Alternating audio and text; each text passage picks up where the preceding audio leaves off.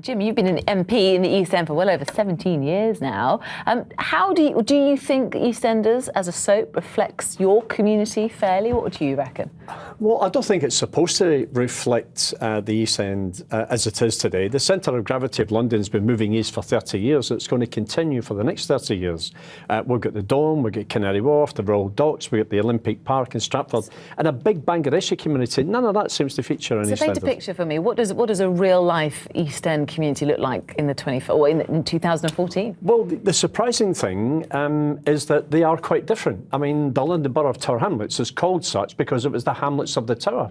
The villages of Stepney and Wapping and all the others round about had all distinctive differences. And Tower Hamlets is different to Newham, is different to Hackney, is different to Redbridge. The East End is not a monolith. I haven't seen a Bangladeshi in EastEnders yet. The Bangladeshi community has been a stable part of our community for 40, 50 years and is the biggest ethnic minority in Tower Hamlets. I've got a very significant middle class community now, from Wapping all the way through to Canary Wharf, and they don't seem to feature. So the suggestion of bringing it into the 21st century, I think it will reflect the reality of East London, but it is entertainment. It's not supposed to be a documentary. And Kevin, Jim's right. It's also not just about ethnic breakdowns, is it? Because how many people really still use kind of a laundrette and go to the cafe for all their meals and don't seem to commute to work? I mean, it's not that realistic, is it? I applaud Dominic Treadwell-Collins's idea that they should move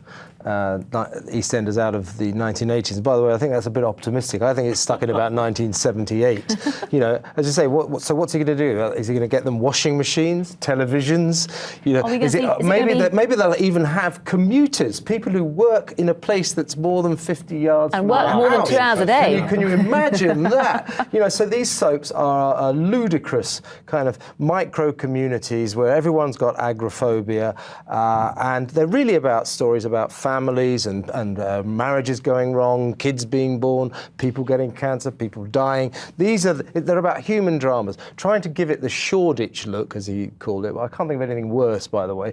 But that's not what these soaps are about, and they're not really social documents. They're about entertainment, and if they tell human stories well, then they are powerful pieces of television, and that's it. Do you think they get the community spirit right? Because EastEnders is brilliant, isn't it, for community spirit, whether they like or loathe each other. Is that what it's like where you live?